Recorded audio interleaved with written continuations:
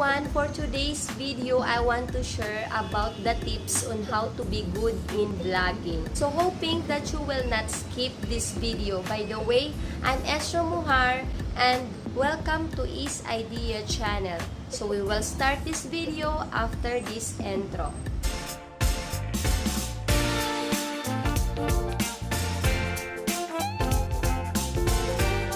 Ang abot ng YouTube sa buhay ng mga tao ay masusukat sa katotohanan na 1 bilyong oras na mga video ang pinapanood sa YouTube. Every single day and over 1 billion YouTube users, making it 1/3 of the internet users. Ang dahilan kung bakit napakasikat ang YouTube, ito ay isang one-stop solution para sa lahat ng mga hinahanap ng tao. Kaya ang YouTube ay nagiging daan o nagbibigay ng pagkakataon para sa mga mahihilig sa video. Kadalasan, tinatawag ng mga YouTuber upang ipakita ang pagkamalikhain at talento. Kaya nakikita natin sa YouTube ang iba't ibang uri na ina-upload ng mga YouTuber at video creator. Tulad ng pagluluto, sining at craft, mga games, libangan, pang-edukasyon, beauty o kagandahan, travel o paglalakbay, at iba pa. YouTubers have made righteous use of this platform that has earned them international fame, with millions of subscribers and revenue earning millions of dollars that they might never imagine for themselves. Ang vlogging ay isang mahalagang pagbablog sa isang format ng video. Kadalasang ibinabahagi ng iba't ibang platform ng iba't ibang bahagi ng video tulad ng YouTube. Ang mga vlog ay isa sa pinasikat na anyo ng mga libangan. Ngunit bukod sa pagiging masaya ay maaari rin silang maging pang-edukasyon, emosyonal at bumuo ng uri ng pakiramdam ng komunidad. Ang malaking pagkakaiba sa pagitan ng mga vlog at iba pang mga video, ang isang vlog ay karaniwan na umiikot sa gumawa nito or creator nito. For 1 tips, be interesting. Dapat ikaw mismo na isang YouTuber o isang vlogger ay maging interesado sa paggawa pa lamang ng iyong channel hanggang sa pag-upload ng mga video na gusto mong i-share sa iba. Alam natin na hindi madali mag-isip kung ano yung magagandang content na maaaring magustuhan ng atin pong mga viewer at papatok sa social media. Pero kung sa sarili mo ay interesado ka naman gumawa ng mga bagay na ito, maaaring magawa mo ito na may pagpupursige sa iyong sarili. Sabi nga, no one are interested if you are not interesting. Gawin mo lang ang mga bagay na alam mong nakakapagpasaya sa'yo at alam mong nakakatulong hindi lamang sa iyong sarili, kundi maging sa mga taong nasa paligid mo. Number 2, practice talking to the camera. Ang pagbablog ay hindi madali sa simula kasi pwede kang ma-challenge sa sarili mo. Minsan masasabi mo na ang awkward kasi nagsasalita ka sa harap ng camera na wala ka namang kausap. So, be confident pag nasa harap ka na ng camera.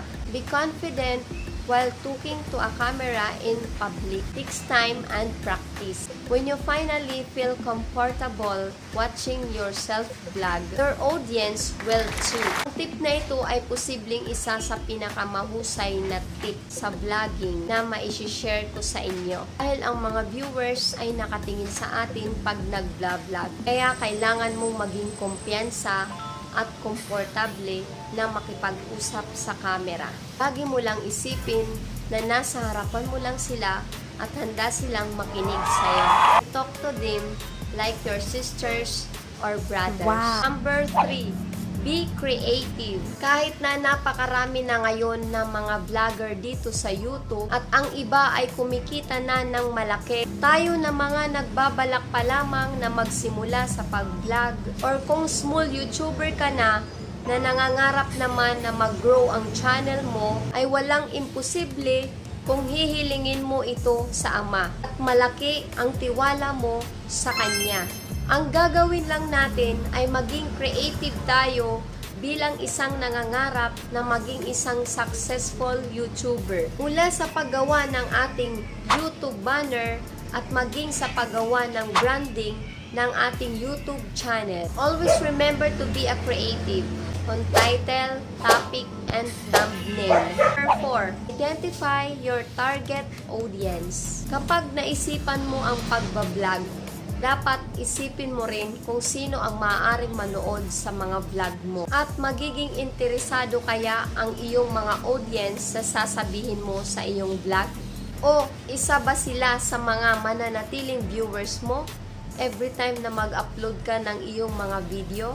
Kaya bago simulan ang paggawa sa susunod na video sa YouTube, dapat mong isipin kung sino ang iyong susunod na target na audience. Halimbawa, gusto mong gumawa ng bagong channel sa YouTube at nais mo mag-upload ng mga video patungkol sa mga taong gustong magbawas ng timbang. Ngunit ito ay magiging masyadong malawak na audience para matawag na targeted audience ang iyong video. So you need to narrow down your audience depending on their gender, age, occupation, foundation, knowledge level, or location. Kaya kapag alam mo kung sino ang iyong target na madla, hindi lamang makikita mo ang isang tuloy-tuloy na daloy ng trapiko sa iyong pag-vlog, ngunit madalas ay makikita mo rin na ibinabahagi ng iba ang mga video mo. Number 5, be unique. Kahit gaano pa kadami ng mga video ang mapapanood sa internet, kailangan mong tiyakin na namumukod-tangi ang iyong mga vlog kung gusto mong magtagumpay. Maging totoo sa iyong sarili at maging malikhain. Alok sa mga manunood ng mga bagay maaaring hindi pa nila nakita. O i-remind ang isang bagay na mayroon sila. Number 6, keep your content and interactions positive. Maraming negativity sa internet, lalo na sa mga komento sa vlog at social media. Kapag na-encounter mo po yung mga ganito, ay huwag po tayong padadala sa mga komento ng iba. Lalo na kung ito ay hindi maganda para sa atin. Kasi alam naman natin na may ganito talaga sa industriyang ito. At ito'y hindi na mawawala. Ngunit kung ang komento naman nila ay isang criticism, ay matuto tayong tumanggap.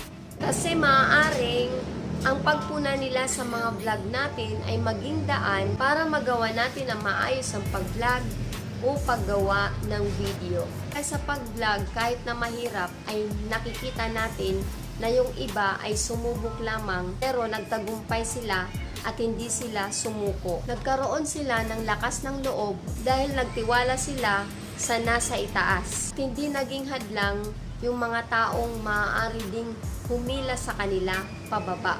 Kaya masasabi natin sa sarili na kung nakaya man ng iba, bakit tayo hindi? Mga bagay na nais nating gawin at alam naman natin na maaaring makatulong sa atin, bakit hindi natin subukan para malaman naman natin kung doon talaga tayo? Lagi lang nating hilingin sa Ama na gabayan tayo sa mga gagawin natin para ipagkaloob niya sa atin ang pagtatagumpay. So guys, na-share ko na ang mga tips na ito. At disclaimer lang po, hindi ako magaling na vlogger, pero I hope na itong mga tips na na-share ko sa inyo ay maaaring makadagdag idea para magawa nyo ng maayos ang pag-vlog at maging magaling kayong vlogger someday. Saludo po ako sa mga vlogger na naging successful kahit na napakahirap mag-vlog. So guys, kung may nais kayong i-share din na mga tips na maaaring makadagdag idea sa mga small YouTuber, comment lang po kayo dyan sa aking comment section. At sa lahat ng mga nanood ng video na ito, thank you. And don't forget to like, to share, and subscribe my channel nang sa ganon ay maging updated pa kayo sa mga video ko. Okay guys, thank you for watching. See you on my next video. Bye-bye!